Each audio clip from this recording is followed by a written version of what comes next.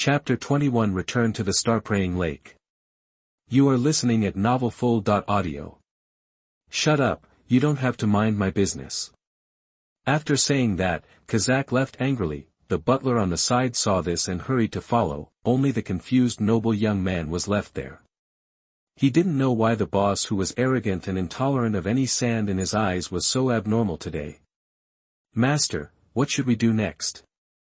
The butler caught up with Kazak and asked. Kazak heard this and said fiercely, let's let that pioneer knight go this time. If he dares to steal my things next time, I will not let him go. Yes, master. Just as the butler was about to leave, Kazak seemed to remember something and ordered, cancel all the means deployed in Bagamoyo City. The things are gone. There is no benefit in blocking the Bashak Chamber of Commerce. I understand, master. The butler saluted again, and seeing that Kazak did not give any more orders, he left the manor directly. Outside the city, after receiving the slaves he wanted, Wei Lin bought some food and set off to return to the Praying Star Lake. However, he ordered his men to be on alert at all times. Wei Lin didn't know whether there would be any trouble, but it was always right to be prepared in advance. On the other hand, Buck, the president of the Bashak Chamber of Commerce, had been waiting for news. Wanting to see how the governor's son Kazak would make a move. For 2 consecutive days, it was calm and there was no noble infighting in the central area of Kadlo province, which made Buck wonder if the greedy hound Kazak had changed. It was not until he learned that the other party had withdrawn even the blockade that Buck finally realized the seriousness of the matter. That boy, wouldn't he be someone that even Kazak dared not offend? Buck, who reacted, seemed to have done something he would regret for the rest of his life, and could only see if he could save his image when the other party came next time. On the way, the calmness for several days in a row made Wei Lin feel puzzled. According to his speculation, there was something wrong with the 3 half-elves. However, in reality, there was no robbery. At night, Wei Lin came to the carriage where the half-elf was imprisoned with a piece of white bread and knocked on the iron cage with the knight's sword. The half-elf girl came back to her senses and looked at the knight who had been sending her food for several days. He seemed to be a human who bought her. Here. Wei Lin handed her the white bread and the kettle. The half-elf girl took the food from Wei Lin without hesitation and ate it in small bites. I have no sexual interest in your body, you can rest assured about that. Wei Lin looked up at the moon in the sky while sitting in the carriage, and said, my territory is in the early stages of construction and needs an architect to plan it.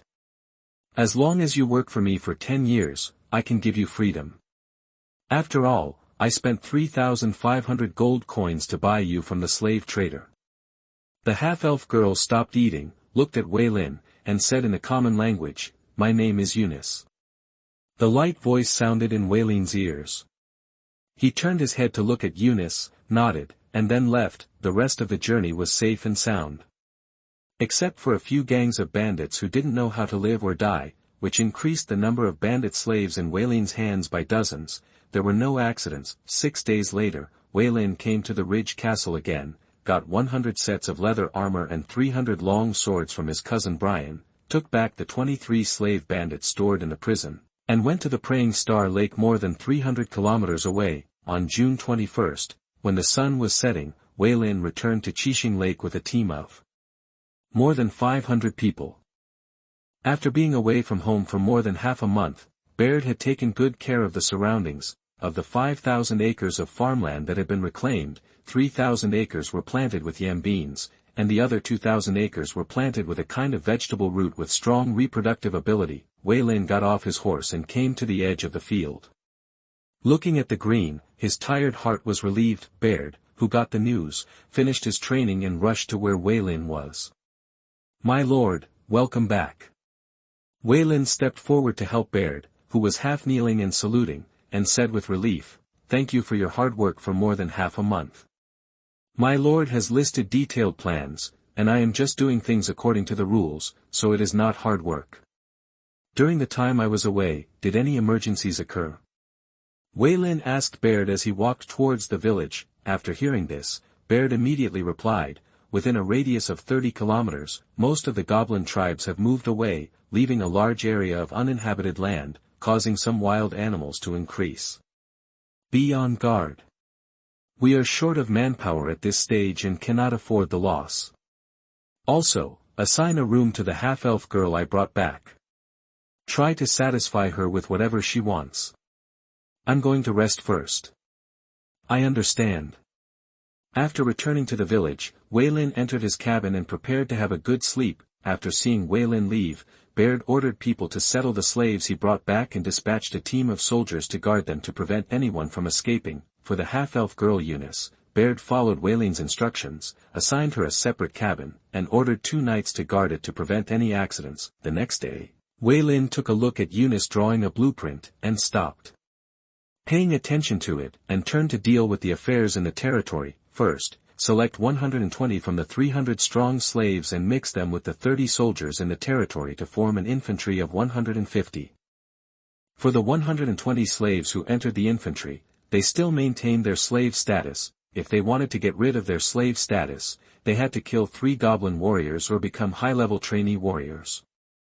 There was no other third choice. This decree greatly stimulated the 120 slave soldiers. In addition, for other slaves, Wei Lin also promised them that as long as they worked diligently for 3 consecutive years and completed the task targets, or killed 3 goblin warriors during the war, they could also be pardoned from their slave status. As for the 10 blacksmiths, 15 carpenters and 25 masons who were bought back, Wei Lin had different standards for the slaves they left.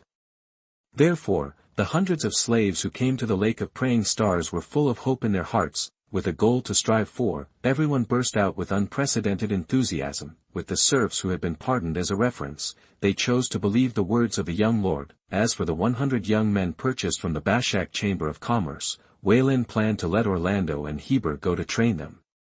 Taking his own knight Squire Kyle as an example, those who awakened their fighting spirit within half a month would be kept to be trained as future members of the knights, and those who were unqualified would still serve as apprentices to the craftsmen to show their value. Chapter 22 Planning and Building a Castle. You are listening at novelfull.audio. In the afternoon, Varen summoned the blacksmiths and carpenters to prepare a powerful long-range attack weapon to deal with the gnolls that would arrive in 5 months. In a spacious open space, 25 craftsmen sat quietly on the ground, listening attentively to the Lord's explanation. I call this weapon a bed crossbow. Its general shape is like this. You need to complete the specific operation. Pointing to the simple drawing on the wooden board, Wei Lin told the story without blushing and without any embarrassment. Its components include hinge shaft, traction rope, trigger, front bow, main bow, rear bow and pulley. You can study the specific principles by yourself. I will give you 3 months. As long as the production of this weapon is completed, I will pardon your status as slaves. Complete it within a month, and I will give you a woman for you to reproduce. As soon as the words fell, the eyes of the 25 craftsmen turned green. After completing this thing, not only could they become private citizens, but the Lord would also make a woman. Please rest assured, Lord, we promise to complete the tasks assigned by you within 1 month. Joseph, a 32-year-old carpenter, stood up and made a guarantee on behalf of the 24 craftsmen. Since he was the oldest and most experienced, Varen appointed him as the leader of the carpenter group. Another man named Smith, 28 years old, is the leader of the blacksmith group. As long as you complete the tasks I assigned you, I will not be stingy with rewards. Wei Lin looked at the craftsmen present and made another promise. He believed that as long as the reward was large enough, these people's motivation would be stimulated to the extreme, and maybe they would be able to produce results in half a month. After that, Wei Lin designated a work area and asked Baird to provide them with the materials and tools they needed, so as to make the bed crossbow as soon as possible. 3 days later, after Varen finished breakfast, he learned that the half-elf girl Eunice asked for an audience, so he rushed over without stopping. As soon as you enter the wooden house, you will see a very detailed plan of the castle. Standing on a drawing shelf in the interior of the room, a dozen sheets of white paper are spread out on a wooden board on the shelf. In the middle is the overall plan of the castle, with some internal structural drawings and the selection of building materials on both sides. Lord, according to your request, this castle covers an area of 4,700 square meters, with a maximum capacity of 5,000 people and a permanent resident of 600 people. The half-elf girl Eunice came to the drawing frame, with a little fear in her eyes, and slowly explained. This is the outer city wall, which is 6 meters high, 80 meters long, and 46 meters wide. The platform is 2 meters long and can accommodate 240 people fighting at the same time. A small armory is set up every 30 meters, which is connected to the next floor. Convenient for storing weapons and food. Behind is the inner city wall, which is 9 meters high, 63 meters long and 34 meters wide. According to your requirements, more platforms are designed to protrude outwards. There are a total of 31 platforms in this section of the city wall, which can accommodate 231 people at the same time. 10 men fighting. After the introduction of the city wall was completed, Varen followed the direction of Eunice's finger and looked at other parts of the castle, a large armory, barracks, lord's room, hall, kitchen, water storage area, grain warehouse, toilet, weapon repair place, wine cellar, stables, etc. are all available. On the top floor of the castle, 6 large platforms were set up to facilitate Weylin to place large crossbows and attack the attacking enemies. Eunice, how long will it take to build this castle? Varen turned to look at the half-elf girl and asked. 25 masons and 200 humans can complete the construction of this castle in 3 years. No, it's too long. Varen shook his head and said that there were only 5 months left before the Gnoll attack, and he must complete the construction of the castle before then. So, what time does the Lord expect? In 5 months, the construction of the castle must be completed by the end of November. Eunice heard the words and whispered softly, if it is just for protection, other buildings can be suspended. Only the outer city wall and the inner city wall will be built, plus 5 areas such as water source storage area, grain warehouse, toilet, weapons repair place and stables. Abandoning the exterior aesthetics and other areas, and adding another 200 people, it could be done in something like 5 months. After hearing this, Weylin began to think based on the current situation of the territory, there were 343 freemen and serfs combined, and 107 slave robbers, the farmland needed manpower, and the salt mining work was about to begin, so only 143 serfs and 57 robber slaves could be mobilized. All in all, there are only 200 people. In the blink of an eye, Varen considered the troops Baird was training. No, the salt mine needs manpower, and the outer patrol also needs manpower. The army cannot be used to build the castle. After thinking for a while, he quickly rejected the idea.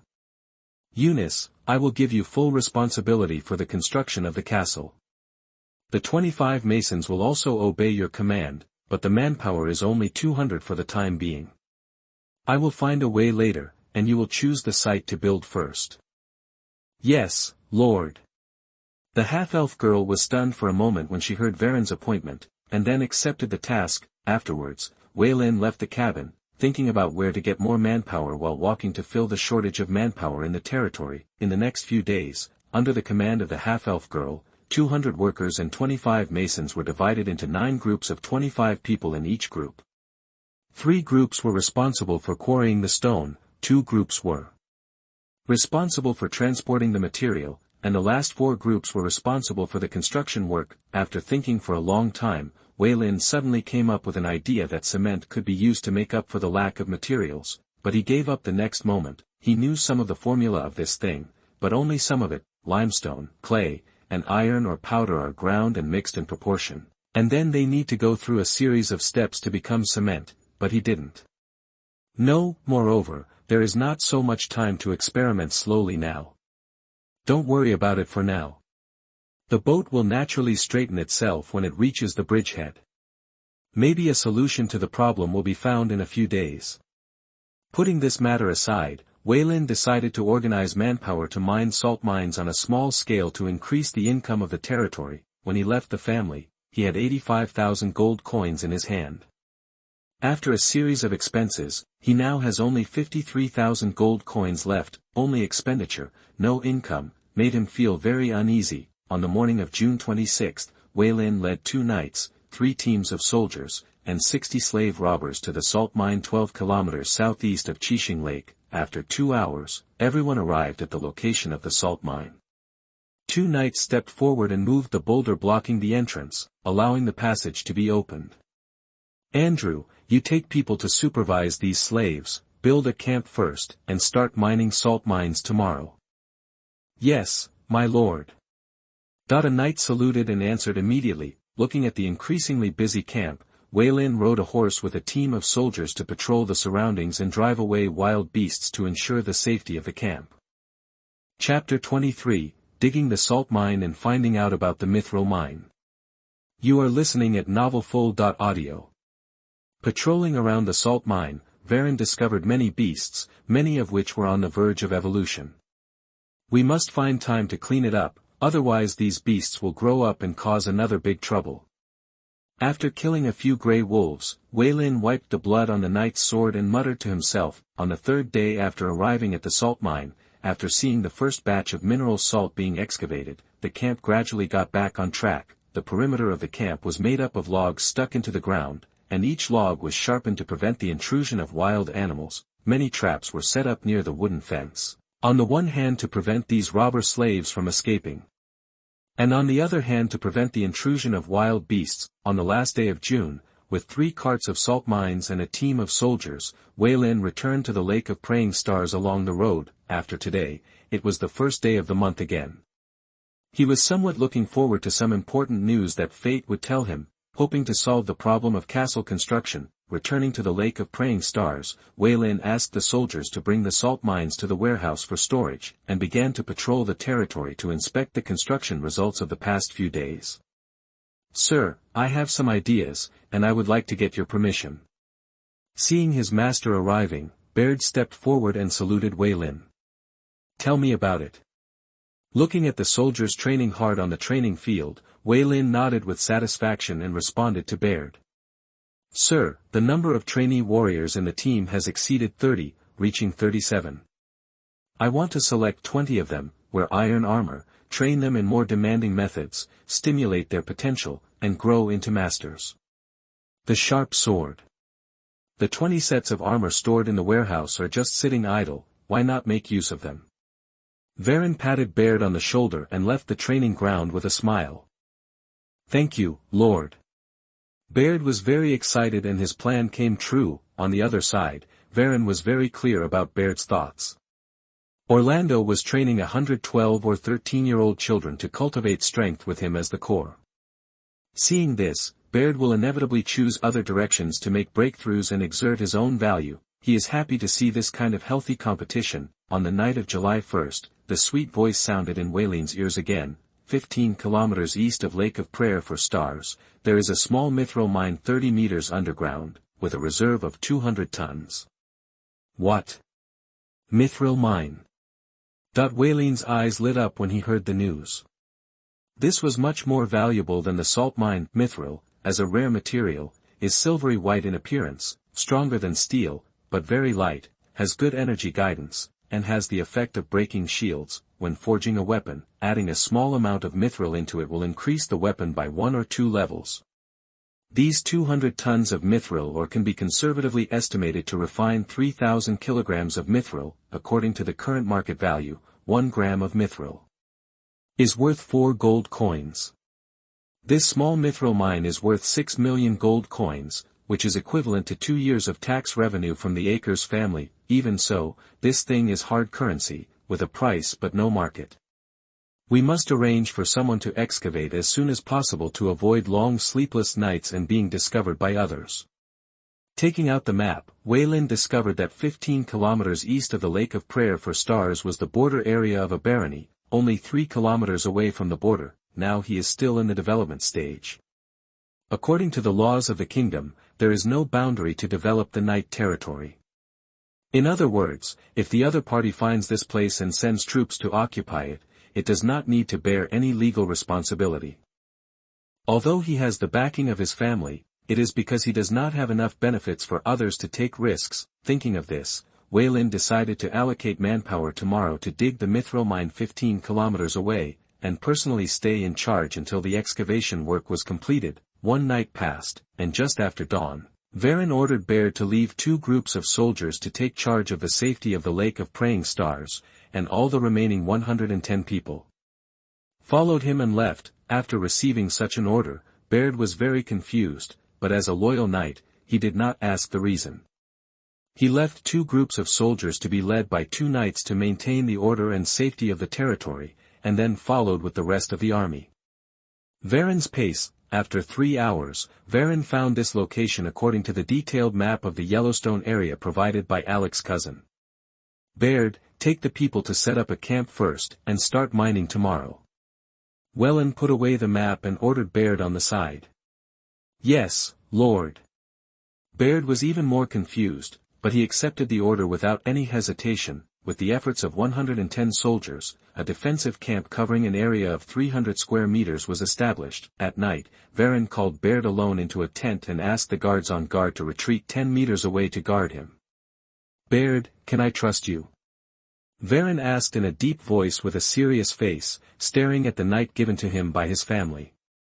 Lord, as a knight who has sworn to you, I am willing to die for you.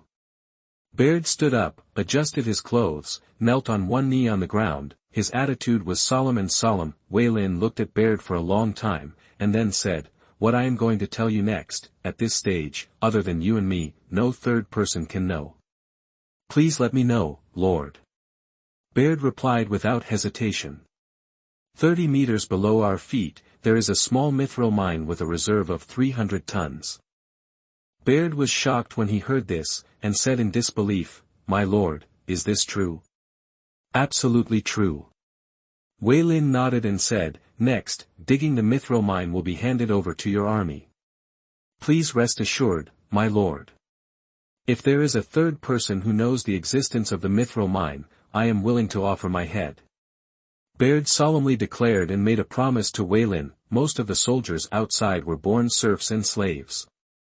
Although they are also learning to read at this stage, they don't know about the rare mineral mithril. As long as the excavation process is kept secret, these soldiers will only think that they are digging a rare ore. The next morning, Baird felt the heavy responsibility on his shoulders and divided his soldiers into 2 parts. The first part, 30 people, are responsible for the security and alert work of the camp and detect suspicious persons. The second part, 50 people, are responsible for digging the mithril mine. The third part, 30 people, act as a transport force, responsible for transporting the mithril mine from the camp back to the Praying Star Lake, and then transporting supplies from the Praying Star Lake.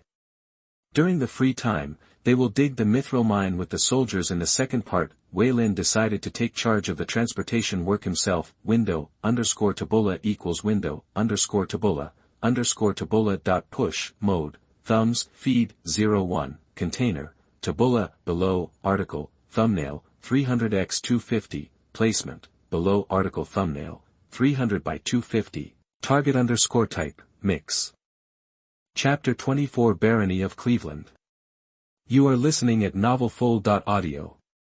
In the next few days, the passage leading to the 30-meter underground was opened.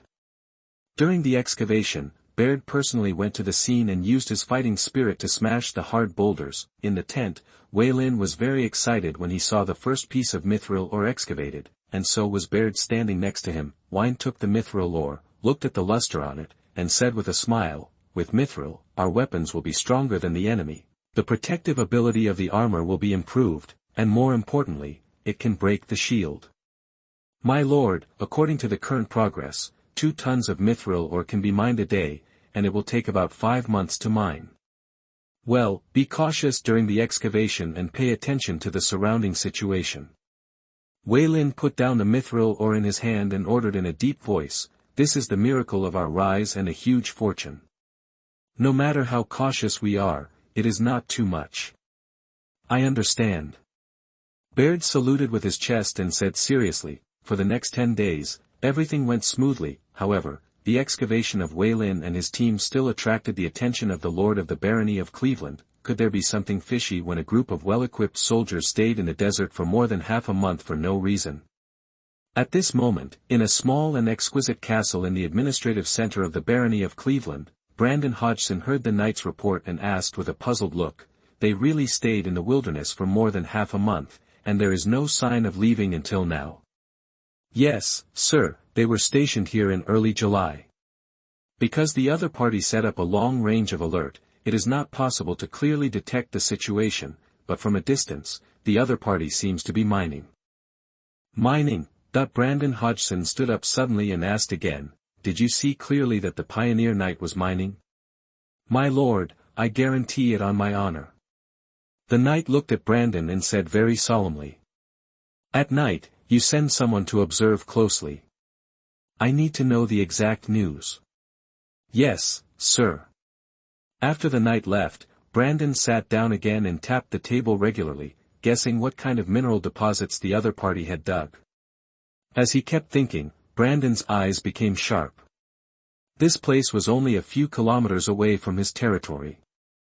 If there were really valuable mineral deposits, he would not mind robbing them. As the sun was about to set, in the border area of Cleveland Baron's territory, a 6-man team dressed in black and carrying knives moved quickly on the wasteland, approaching Baird's camp. As time passed, the sky gradually darkened, and the dark clouds blocked the moonlight.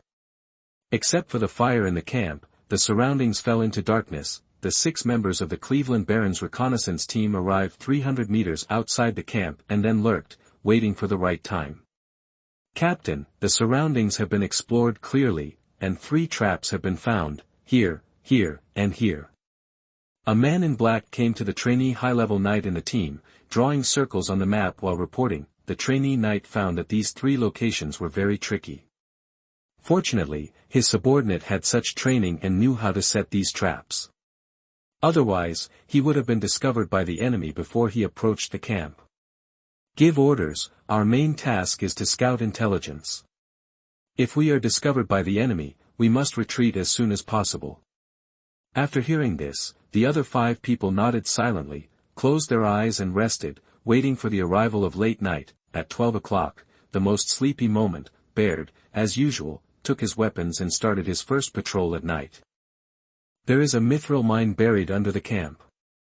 As long as the excavation is not completed in one day, you can't relax for a moment. As usual, first patrol the sentry to see if there are any guards dozing off, and then start patrolling the surrounding situation to confirm whether there are any uninvited guests. At this time, the reconnaissance team woke up, avoided 3 traps, and approached the camp.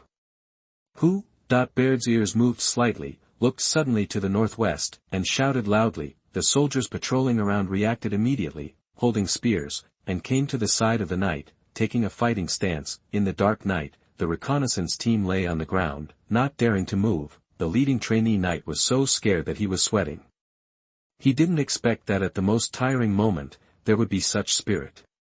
He began to pray in his heart that the other party just misjudged and didn't come to check. Staring at the knight, Baird grabbed the spear from the guard beside him and threw it towards the reconnaissance team. There was silence, without any sound. He couldn't help but touch his head.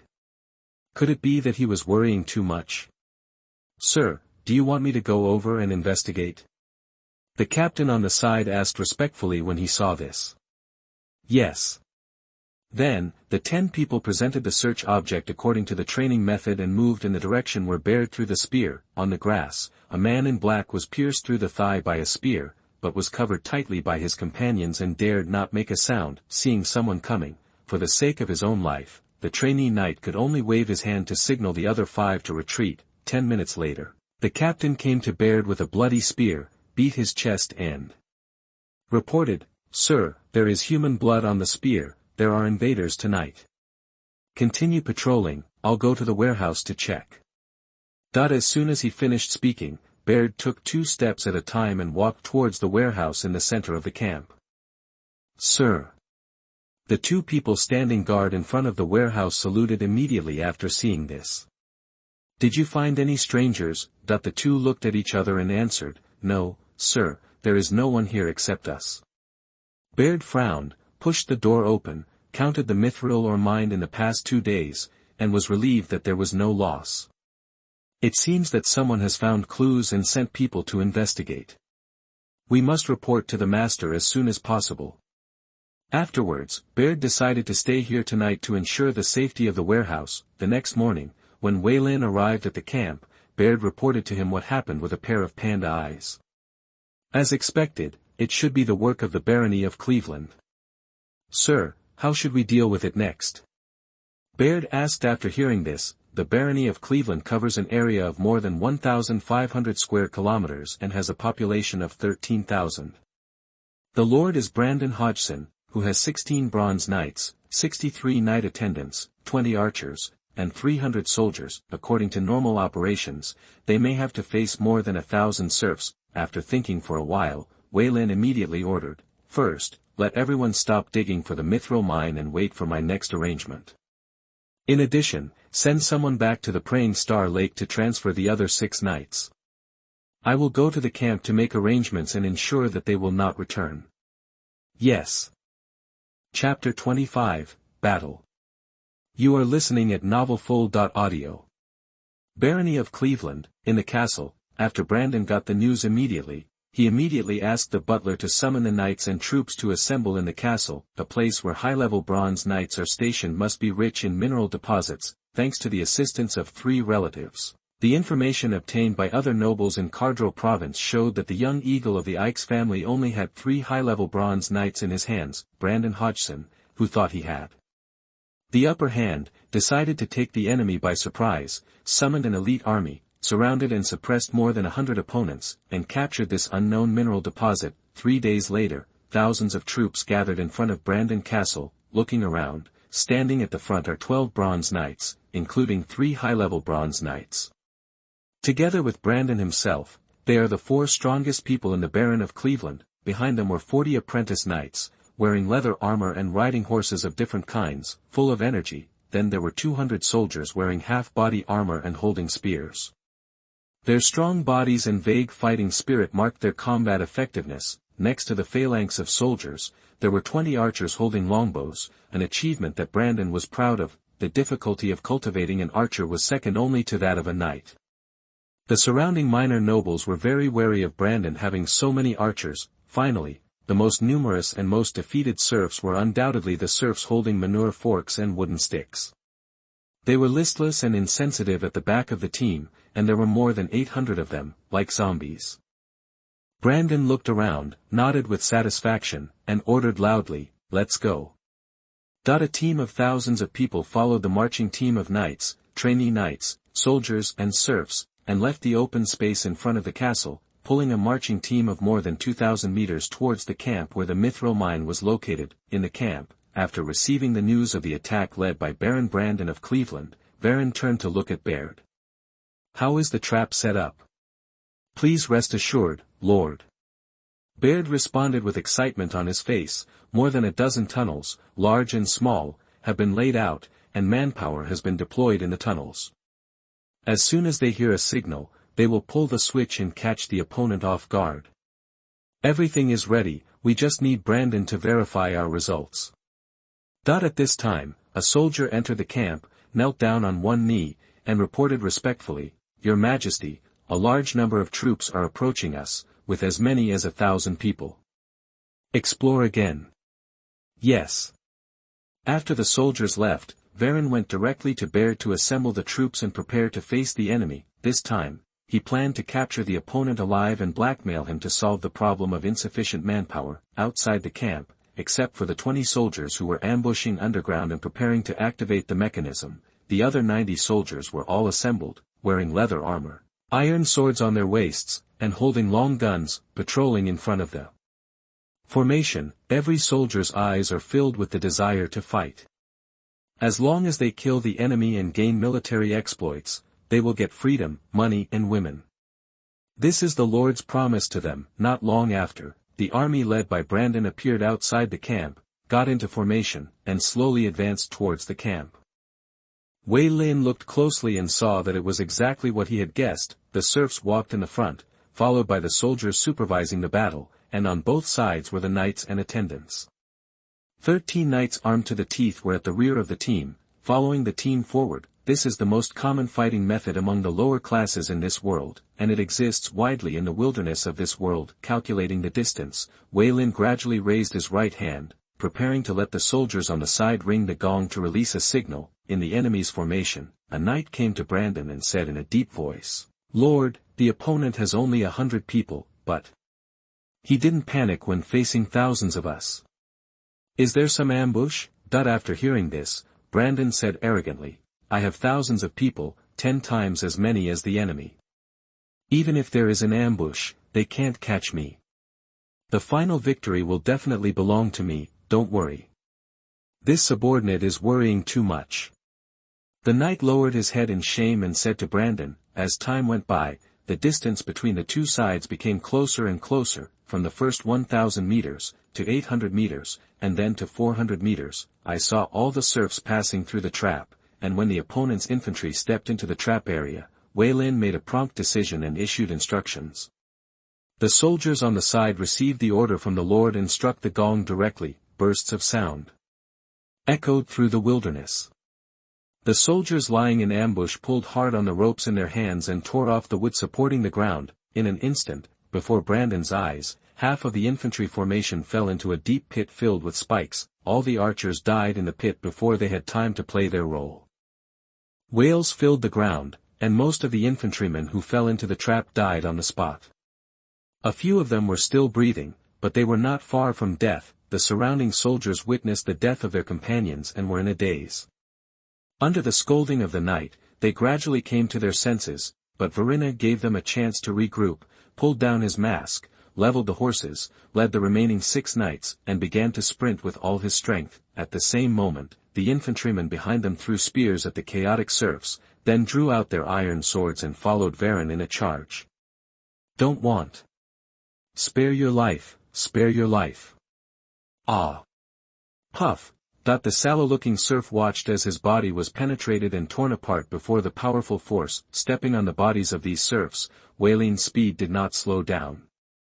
While running, he grabbed the thrown spears and threw them at the opponent's infantry phalanx. He penetrated several infantrymen in a row, which made the calm Brandon furious. The opponent really thought that he could defeat the team with more than 100 people. You guys stopped the other knights. I want to defeat this arrogant guy myself. Brandon put down his armor, slapped his mount, and went towards Wei Lin, who was killing people, killing several infantrymen casually. Seeing the main force coming, Wei Lin threw away the spear in his hand, drew out the knight's sword, and charged at him. At the moment of the confrontation, Wei Lin used special skills to hit the opponent off the mount and retreated several steps on the ground. Boy, I underestimated you. Brandon stabilized his body and adjusted his posture. With a solemn tone, Wei Lin jumped off the horse, did not speak, and rushed towards the opponent at a very fast speed. How brave! Today, let me test the strength of the pioneering knights of the X family. Brandon gathered his strength, mobilized the fighting spirit in his body, attached it to the knight's long sword, and suddenly waited for the ground, ready to face the enemy head-on. After fighting for several rounds in a row, Brandon gradually became exhausted and panting. But he did not dare to relax at all. If he made a mistake, his life might be in danger. Ah. Chapter 26, Battle. You are listening at novelfull.audio. A familiar voice came, and Brandon looked sideways, only to see that one of his guardian knights was killed, and his head flew high. The other subordinates around him gradually fell into disadvantage, and one knight of the other side pressed several of his own people. Only now did he realize that the intelligence he thought he had obtained was all false news released by the other side to confuse the nobles of the Cartero province. At this moment, Wei Lin saw the opportunity, mobilized the remaining fighting spirit in his body, attached it to the knight's long sword, and accelerated towards Brandon. Seeing this, several soldiers stood in front of the dazed lord, trying to stop him, but were directly cut in half. The piercing wailing made Brandon come back to his senses, and he raised his sword and tried his best to block it. The long sword in his hand was knocked away, and the helmet fell to the ground. Brandon, who was half kneeling on the ground, looked at the bloody long sword on his neck, sat down absent-mindedly, and said unwillingly, "You won." Velen pulled up his armor, looked at the middle-aged bronze high-level knight, and said calmly, "Yes, I won." The soldiers and knights around saw their lord being defeated and captured, and they put down their weapons and began to surrender. Baird wiped the sticky blood on his face and ordered loudly, "Confiscate the weapons and tie up all these people." Seeing that the situation was under control, Velen put away the knight's long sword, had someone tie up Brandon, and took him back to be strictly guarded. This battle came and went quickly, and it lasted only an hour. At night, in a tent, Velen was wearing casual clothes and sitting in the main seat, looking at the 7 knights who participated in the battle. Each of them had more or less injuries. "My lord, in this battle, 37 people were killed, 12 were seriously injured, and 41 were slightly injured. We suffered heavy casualties." Baird laughed bitterly. 1/3 of his men were killed this time. "How are the casualties of the enemy?" Waylin asked without any extra expression on his face. Another knight stood up and began to report, "My lord, preliminary statistics show that the enemy suffered more than 400 casualties and 531 prisoners, including Sir Brandon, 9 bronze knights, 87 elite soldiers, and the rest were all serfs. Take the serfs back, give some to the half-elf Eunice to build the castle, and give some to Mike who is responsible for farmland work to take care of the crops." At this point, Waylin paused and continued, "Send 1 soldier back and tell the current person in charge of Cleveland Barony that I allow them to pay the ransom to redeem their lord." "Yes, sir."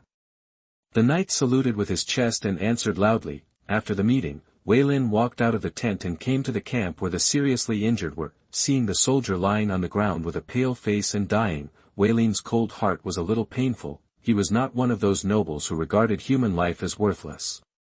He still had a basic conscience in his heart. Although he didn't know when he would be assimilated, he needed to do something now. "Go get a basin of clean water." The soldier standing guard heard this, bowed and saluted, turned and ran away. After a while, a basin of water was brought over. Waylin took out a crystal bottle with light red liquid from his chest, squatted down, opened the cork, and poured it into the basin. "Give this water to the seriously injured." "Yes, sir." The soldier answered quickly with excitement. Looking at the busy tent, Waylin observed for a while and left. Coincidentally, Baird, who was about to visit the seriously injured, saw this scene. He did not say anything, but just watched quietly. "Perhaps, choosing Master Waylin is the wisest choice of my life. Sir, the brothers are getting better, and their breathing has stabilized." A military doctor who knows a little about medicine came over and reported to Baird excitedly. "I know, there is still some life potion that the master gave you, send it to the lightly wounded." "Yes, sir." The next day, in the castle of Baron Cleveland, a young man heard the soldier who reported the news and showed an unbelievable expression on his face. "How is it possible? My father brought more than 1,000 people, how could he be defeated by 100 people on the other side? Master, serfs have escaped back one after another, I guess this is the real situation." The old butler on the side advised, sitting in the main seat. The middle-aged lady with trembling hands pretended to be calm and said in a deep voice, "Old bull, pass on my order, the entire castle is under martial law, and all the other 4 knights are summoned back." "Yes, ma'am."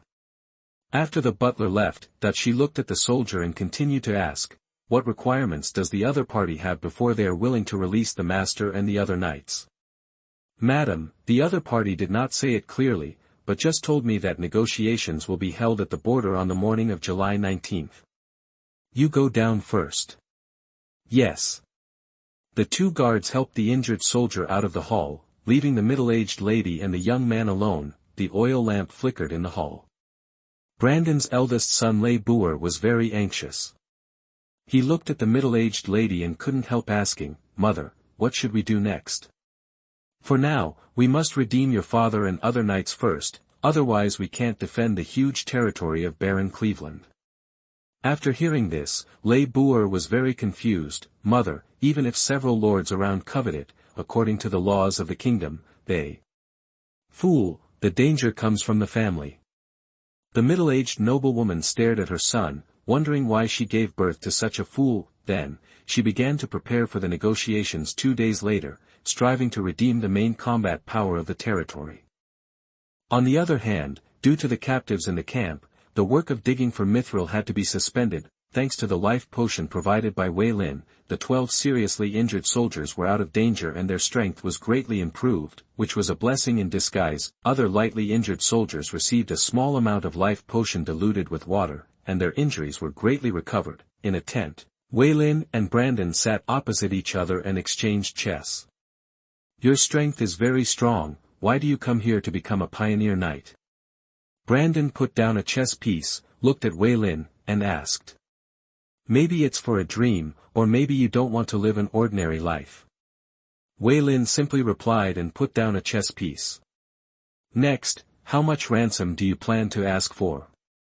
Without the momentum on the battlefield, Brandon at this time was just an old man who was a little old. Looking at this middle-aged man who was over 50 years old, Wei Lin directly replied, it depends on the status of you and your men in the territory. I have plenty of time to spend with you. Ha ha ha, I don't think so. Brandon seemed to see through Wei Lin's mind and responded with a smile. Haha, who knows? Wei Lin won the game by placing a move, stood up, tidied his clothes, and then left the tent. Looking at the young man leaving, and thinking about his useless eldest son, Brandon smiled bitterly. Perhaps this is why the Axe family has developed from a baron family to an earl family in just 700 years. Imprisoned here, with nothing to do, Brandon began to recall what he had done over the years. He hadn't sat down quietly like this for a long time and thought about his life. Window_tabula equals window_tabula push mode, thumbs, feed, 01, container, tabula below article feed, placement, below article feed, target_type, mix. Chapter 27 Ransom. You are listening at novelfull.audio. 2 days later, the two sides met at the border of Barony Cleveland. On the grass, there was a wooden table. Varen and Brandon's wife sat on each side. Brandon's eldest son Labor stood behind his mother. The other accompanying guard stood more than 10 meters away, alert to each other. The middle-aged lady sat dignifiedly on the chair, her gestures were noble. Although there were some wrinkles on her face, it was clear how beautiful she was when she was young. In comparison, Varen did not have so many red tapes, and he did whatever he felt comfortable with. Sir, what are your conditions? The voice was very pleasant, and Varen could not help but look at the lady a few more times. 500 female serfs, 3,000 gold coins, 120,000 kilograms of grain, and 20 oxen. I can release Sir Brandon. As for the other captured knights and soldiers, they need another price. The middle-aged lady looked at the young man who opened his mouth like a lion, and tried her best to restrain her anger. Labor, who was standing by, was not so cunning. His face was filled with anger, and he shouted, "Why don't you go and rob?" Wei Lin smiled slightly and said, "Rob, isn't it time now?" You. Labor, shut up. The middle-aged lady turned around and shouted angrily. The young man immediately wilted when he heard his mother's words, lowered his head, and dared not say another word. Seeing her son calm down, the middle-aged lady regained her composure and said, "Sir, you want too much. No, I think this is the value of Sir Brandon. In your eyes, is your husband so unbearable? Or do you? This is not a problem. What we are discussing now is the ransom." The middle-aged lady reacted and jumped out of the language trap set by Wei Lin. Okay, let's discuss the ransom. Wei Lin leaned back in the chair and said easily, "Madam, you don't want to lose your husband and become a widow." What do you mean? What do you mean? It's very simple. There are too many dangers in the wilderness. Look at me, I have to bring so many guards when I go out, not to mention Sir Brandon who is unarmed. Sir, in this case, there is no need to continue this negotiation. The middle-aged lady stood up and looked down at Wei Lin. As long as Brandon has an accident, the Barony of Cleveland will fight you to the death. Really? Wei Lin continued to sit in the chair and smiled at the middle-aged lady. I hope that in half a month, it will still be you who negotiates with me here, beautiful lady. You. Looking at the boy's smile, the reserved middle-aged lady was very annoyed, as if she was taken advantage of by the other party. After struggling for a while, the middle-aged lady sat down again. She knew that her weakness was grasped by the other party. Once it dragged on, the Lord of the Barony of Cleveland would change hands within a month. After arguing for more than 20 minutes, the middle-aged lady finally compromised. Labor, who was standing aside, looked at Wei Lin with anger in his heart, but he could only hold it in his heart because of his mother's majesty. 500 female serfs, 3,000 gold coins, 100,000 caddies of grain and 20 oxen were used as the ransom for Brandon. For a night, the ransom required 20 serfs and 2 oxen. For a soldier, the ransom required 5 serfs and 100 caddies of grain. In summary, the Barony of Cleveland had to deliver a total of 1,100 serfs, 3,000 gold coins, 110,000 caddies of grain and 38 oxen to the Lake of Praying Stars. Finally, the middle-aged lady picked up the pen and signed her name on the contract with a strong sense of shame. This time, the Barony of Cleveland suffered a heavy loss, with 1/15 of the total property lost, which was the industry that her husband and father-in-law had worked hard for 80 years. Very good, madam. 3 days later, you will see your husband Sir Brandon at this transaction. Velen put away the contract and took his people away. Watching the enemy leave, Le Boer said unwillingly, Mother, you are betraying your father. He will not allow you to do this. You. Le Boer saw his mother raised her hand, but just closed his eyes, but did not dodge. The middle-aged lady saw this and slowly put down her right hand that was raised high. After an unknown period of time, Le Boer opened his eyes, looked at his mother who was leaving, turned his head and looked at Wayleen's back with humiliation, rode on the horse, and caught up with the team. On the way back, Baird drove his horse forward and said excitedly, My lord, we have made a lot of money this time. With so many things, the construction progress of the castle will be much higher. Even so, but before we can really stabilize, we still have a battle to fight. Waylin looked at the silent wilderness and responded to Baird. My lord, you are talking about Brandon. After hearing this, Waylin looked at Baird for a second and responded, You are half right. We should also include several surrounding territories. If we defeat them this time, the mining of the mithril mine will be much safer. Why is this? Baird asked, touching the back of his head. How about we poison Brandon during the transaction and let him die a few days after returning? I know a poison that can meet the requirements. Without even thinking about it, Waylin refused directly. No, such a despicable method will easily make us the target of public criticism in the Cardro province and even the entire kingdom.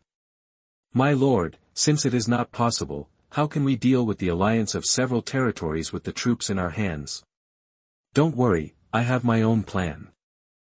Wellen comforted Baird, asking him to calm down and follow orders. After returning to the camp, Waylin gave a letter to a knight and asked him to go to the Ridge territory more than 200 kilometers away and give the letter to his cousin Brian. A few days later, at the border of Cleveland Barony, the exchange of ransom and personnel went smoothly, and there was no conflict between the two sides.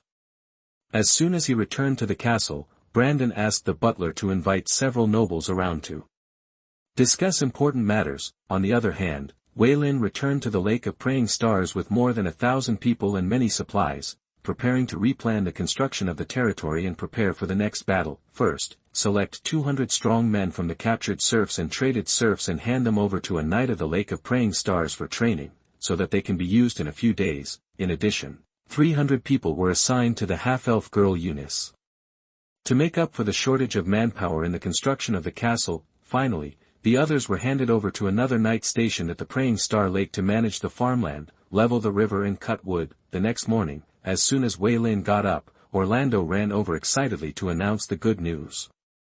My lord, the task you assigned to the craftsman has been completed. The sleepy Waylin suddenly became energetic and said excitedly, Hurry, take me there. Chapter 28 Bed Crossbow, Brandon prepares to make a comeback. You are listening at novelfull.audio. Soon, the two came to a place where all the blacksmiths and carpenters had been waiting. Seeing Waylin coming, they all saluted. Joseph, the leader of the carpenter group, stepped forward and respectfully introduced, Sir, this is the finished crossbow.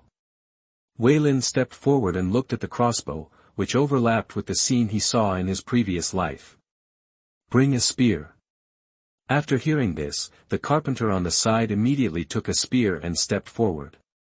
The other two carpenters turned the hinge shaft hard to twist the wheel shaft at the rear to draw the bow, and then loaded the arrows and waited for firing. Waylin took the wooden hammer handed over by Orlando, aimed at the trigger, and smashed it down. With a whoosh, the thick spear flew out, piercing the 3 pieces of wood used for the experiment, and even the leather armor used for the experiment on them was torn to pieces. Judging from the distance, the 3 experimental wooden men were 3 300 meters, 600 meters, and 800 meters respectively. Wei Lin looked at the experimental results and couldn't help but cheer loudly. The craftsmen and blacksmiths around were praised by the Lord, and they all straightened their chests and enjoyed the glorious moment. Joseph, with his eyes hunched, asked boldly at the right time, "Sir, please tell me the name of this weapon. Then let's continue with its previous name and name it the three-bow crossbow." Wei Lin stroked the crossbow and turned to ask Joseph, "What is the current production?" "Sir, each group of 4 can complete a three-bow crossbow in 6 days." Joseph replied immediately after hearing this. Wei Lin nodded after hearing this, and he was very satisfied with this speed. "This weapon will be a great killer in the wilderness, and it will become a sharp weapon in your hands in a short time. As for the later stage, after having your own magician and magic blacksmith, this kind of thing will be eliminated, or perhaps it will be improved, adding magic elements, and play a greater value." Afterwards, Wei Lin gathered everyone together and announced loudly in front of them, "Now, I will keep my promise and announce in the name of Wei Lin Ikes that your slave status will be abolished. From now on, you will be free." 15 blacksmiths and 25 carpenters knelt down one after another, with excitement in their words. "Thank you, Lord." After letting the others stand up, Wei Lin continued to announce, "Next, the second promise is that if you complete this task within a month, I will give each of you a woman to reproduce." Hearing about women, the craftsmen below were very excited. There are many craftsmen who already have children, but they do not belong to them, but are the property of the slave owner. Now, they are free men, their women will belong only to them, and their children will continue their bloodline. Now, I will announce my second mission. Within a week, as long as you complete the production of 20 crossbows, each of you will receive a gold coin reward. Please rest assured, Lord. Even if I work myself to death, I, Joseph, will complete the task you have assigned to me. I am willing to give everything I have for you, Lord, even my unborn child. Sir, your will is the meaning of my existence, and I will execute it without regret." Every craftsman expressed his loyalty to Varen in his own words. Everything they have comes from the Lord, and it will be the same in the future. Back in the room, Varen revised the battle plan. With the three-bow crossbow, he has absolute confidence in dealing with Brandon's attack again. Through this battle, he is ready to gain greater benefits and accelerate the development of the territory. The guidance of fate will only tell him valuable news, but this is also what others do not have. He wants to rely on this to reach the top of this world and see the scenery at the top. Ridge Territory, Ridge Castle. Brian immediately summoned the territory's troops to support after receiving the letter from his cousin. During the whole process, he took away 80% of the troops of the Ridge Territory without any hesitation, leaving only one confidant to guard the territory. At this moment, in the Baron of Cleveland, Brandon stood in the study, constantly reviewing the last battle and thinking about the gains and losses. This time, I will not fail again. Clenching his fists, Brandon looked at the various plans on the paper, and this time he must capture the opponent alive. Master, Violet, Kaisley, and Barry are waiting in the hall. The butler came behind Brandon and reported to him. Brandon picked up the paper full of various plans and took the butler to the hall. As soon as he entered the castle hall, he heard 3 people talking loudly, and their words were full of ridicule for his defeat to the young boy. That old Brandon is shameless. He actually had to rely on a woman to negotiate to redeem him. Violet, be careful not to be treated like this one day. I would rather commit suicide than suffer such humiliation if a woman is asked to negotiate. Ahem. The 3 turned their heads and closed their mouths after listening. Breton pretended not to hear it and sat down on the Lord's chair with a fake smile. Everyone, I invited you here this time because of this huge iron ore storage point. What, iron ore? After hearing this, the other 3 looked at Brandon with big eyes. Yes, it's the iron ore. I am willing to contribute this time. As long as we take over this stronghold, I only want the income from the iron ore on 1 layer, and the rest will belong to you. Wearing a magic robe, the rare magician Lord Kaisley stroked his white beard and asked suspiciously, Brandon, there is no trick in this. It is not a lie you made up for revenge. Do you think it is possible, Kaisley? Brandon stared at the magician with sharp eyes. the other two saw this and immediately realized that this possibility was very high. They looked at Brandon with suspicion, hoping that he could produce evidence to prove that the place occupied by the pioneering knights did have rich iron or reserves. Ahem, Brandon, it's not that we don't believe it, unless you produce evidence, we are not fools. Seeing this, the warrior Lord Barry spoke appropriately to ease the awkward atmosphere. In this case, let Kaisley use lie detection magic to prove whether what I said is true or false. Seeing that the three did not believe it, Brandon could only resort to this last resort. Seeing this, the magician Kaisley stood up, holding a magic wand, and silently chanted, and a white magic circle appeared under Brandon's feet. Under the gaze of the other two, Brandon spoke again. The place occupied by the pioneer knights is buried with huge iron or reserves. As soon as Brandon finished speaking, the magic circle that detected lies still kept the white light, and no red appeared. Seeing this scene, they believed Brandon's words that there was indeed a huge iron or reserve here. Chapter 29 Reinforcements. You are listening at novelfull.audio. With common interests, the meeting went very smoothly. According to the share ratio, each party needs to provide an equal army. The longer the time drags on, the greater the variables. The four agreed to gather at the border of Cleveland Barony in 5 days, join forces, attack the territory of the pioneer knights, and occupy this rich iron mine. These days, Waylin is actively preparing for war. On the morning of July 23, a well-equipped army entered the Praying Star Lake from the south. After Waylin got the news, he took people to greet his cousin. Waylin, I'm here. A handsome knight came towards him. It was his cousin Brian. Cousin, welcome to you. The knights of both sides saluted the other lords and followed the two into the Praying Star Lake. In less than 3 months, this area has been built in a good shape, much better than your cousin. Brian visited the territory and recalled the scene at the beginning of his pioneering, and was very emotional. Cousin, you are too kind. Thanks to the assistance of Sir Brandon next door, I have enough manpower to carry out the next plan.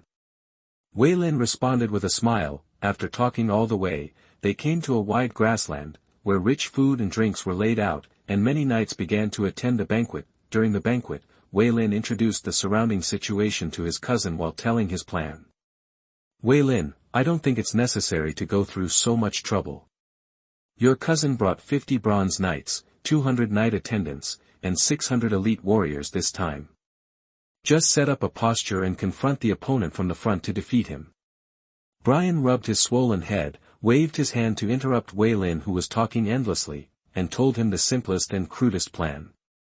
Cousin, if you do this, it will cause a lot of casualties. After all, the opponent is not a vegetarian. Using some strategies appropriately will reduce our casualties and gain greater benefits. Waylin looked at Brian speechlessly and advised. Okay, I'll listen to you. Brian waved his hand and drank a glass of wine as he looked at Waylin who was about to continue. Forget it, cousin, let your guardian knight communicate with me. Waylin covered his face and looked at this drunkard.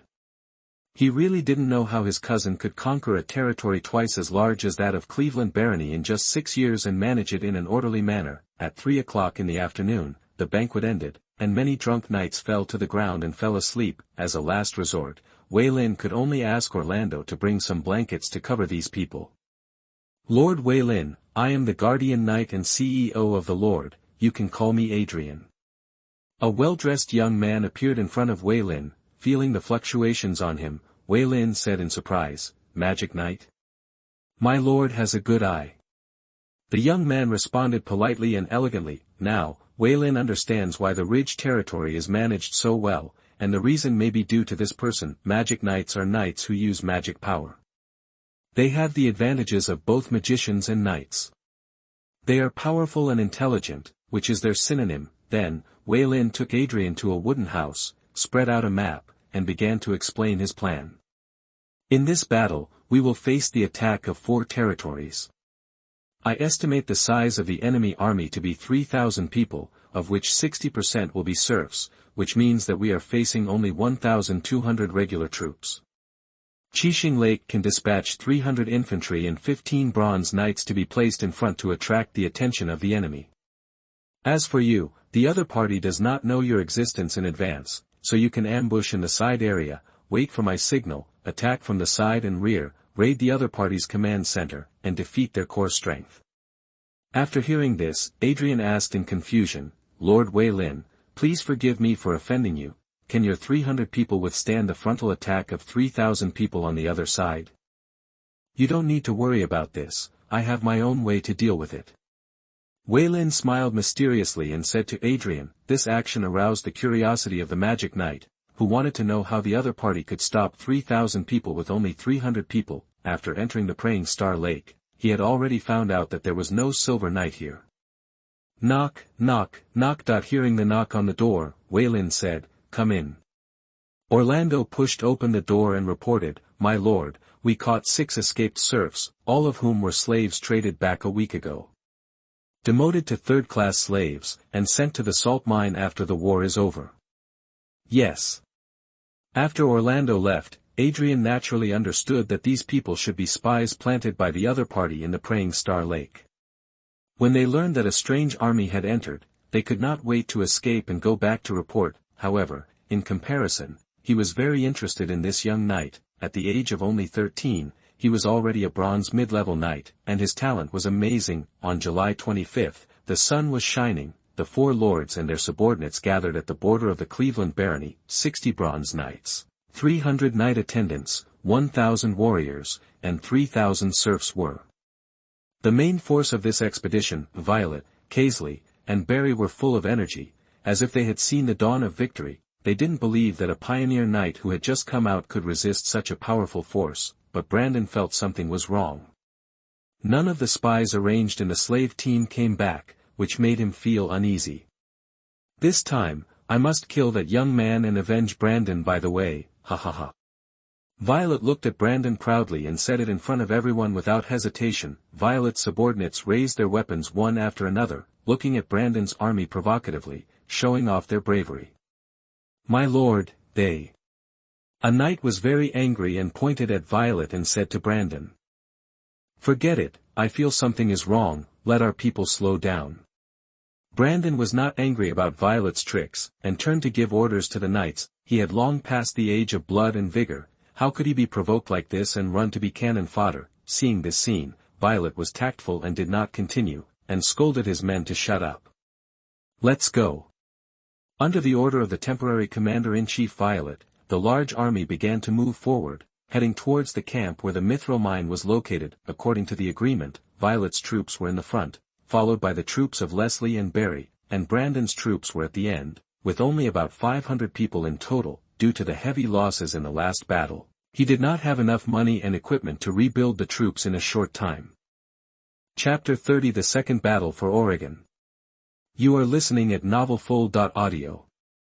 At this moment, in the mithril mine camp, after hearing the news, Wei Lin immediately began to deploy troops and prepare for battle. According to the plan, Brian led the troops to leave the camp and detour to the flank 3 kilometers away, waiting for news. The sun was high in the sky, and the incoming enemy appeared in sight, slowly approaching them. Wei Lin rode on the horse, looking at the 3-bow crossbow hidden behind the soldiers, and had enough confidence in this battle. On a tall warhorse, Violet moved forward while observing the formation of the opposite side. As an earth magician, Kaisley used his expertise to cast reconnaissance spells to explore the wilderness ahead to avoid the other side setting an ambush and repeating the trap encountered by Brandon. Kaisley, how is the situation? Is there a trap? Violet turned her head and said loudly, and the rough voice made Kaisley feel that his ears were protesting. There is no trap, and the road ahead is smooth. Kaisley opened his eyes and answered. Ha ha, that's good. I'll charge and kill these hundreds of people. After getting the exact information, Violet began to command the troops, asking the knights and knight attendants to gather in front of the battle, preparing a charge to eat the enemy. Barry on the side turned his head and looked at Brandon, who was 2 kilometers away, and said to Violet, Brandon is still behind. Do you want to wait a little longer? Oh, that coward must be scared by this young boy. Violet said disapprovingly. Kaisley nodded rarely when he saw this. At this point, Barry didn't say anything. The enemy had only more than 300 people, and the battle was no suspense. Whether there was Brandon or not, the result would be the same. On the other side, Wei Lin looked at the gathering of the enemy's cavalry, as if they had abandoned the traditional way of fighting, and were ready to launch a direct cavalry charge to defeat his troops. Those who flee in battle will be killed without mercy. Wei Lin drove his horse past the front of the battle and shouted loudly to the frightened slave soldiers. Feeling the sharp sword behind him, the slave soldier standing in the front stabilized his trembling legs, swallowed his saliva, and prayed to the gods, hoping to survive. In an instant, the earth trembled, and the enemy began to run and charge. Split into formation.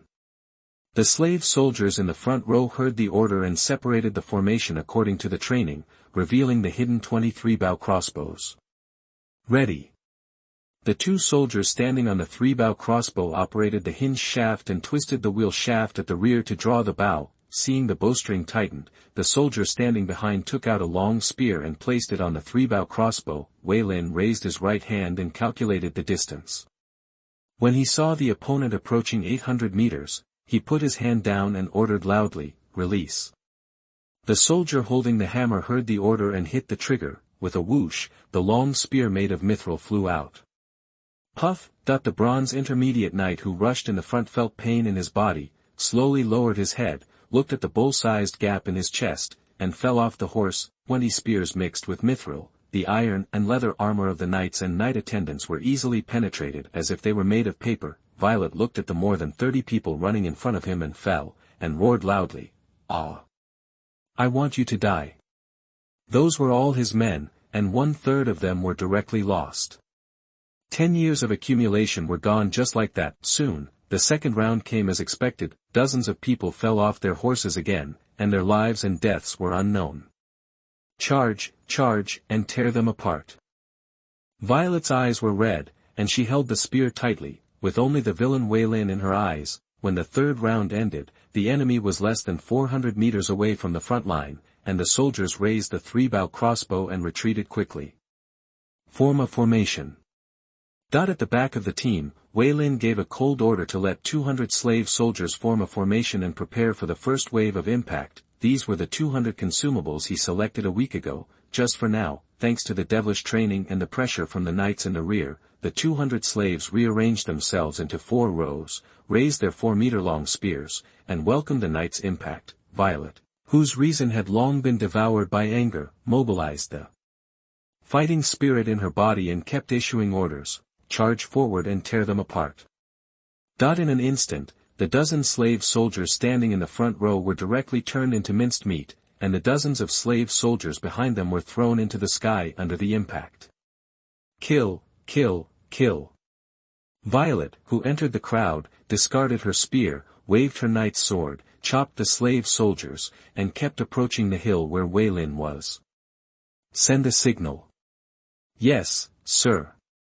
Baird took out a magic flare and fired it into the sky. 3 kilometers away, Ryan, who was ready to go, saw the red magic light and ordered loudly, "Follow me to charge." 50 bronze knights and 200 knight attendants slapped their horses' butts and followed their lords. Magic Knight Adrian commanded 600 elite warriors to follow the team and finish the work. At the same time, Brandon, who was far behind the battlefield, saw the signal and his heart was alarmed. He ordered loudly, "Everyone stop moving forward and retreat immediately." The knights in the team were very confused about this, but they chose to obey the order of their lord. The 500-man army, the rear team became the front team, and returned along the original route. At the same time, Wei Lin began to fight with the crazy Violet, and the fight was fierce. With the arrival of a large group of serfs on the battlefield, the situation began to tilt in favor of the enemy. The knights and soldiers under Wei Lin struggled to hold on, waiting for the arrival of reinforcements. Outside the battlefield, Barry recalled the signal flares just now, and with Brandon's sudden withdrawal, he felt something was wrong. "Barry, there are people in the south."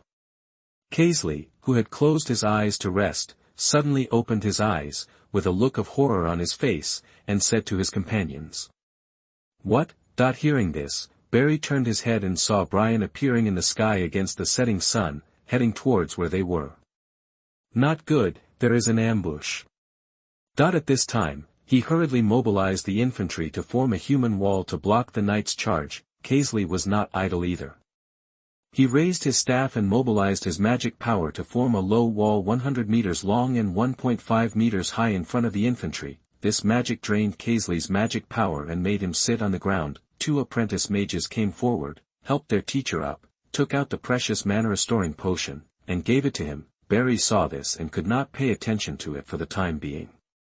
There were only 300 warriors around him, and only 20 of them had reached the bronze level. It would be very difficult to stop the opponent's attack. Stop the opponent and defend the glory of the Bacchus family to the death. The 100 soldiers holding the giant shields heard the words of the Lord, looked at the knights rushing towards them firmly, mobilized all their fighting spirit, and prepared to fight to the death. Window, _Tabula equals window, _Tabula, _Tabula. Mode, thumbs, feed, 01, container, Tabula below article feed, placement, below article feed, target _type, mix.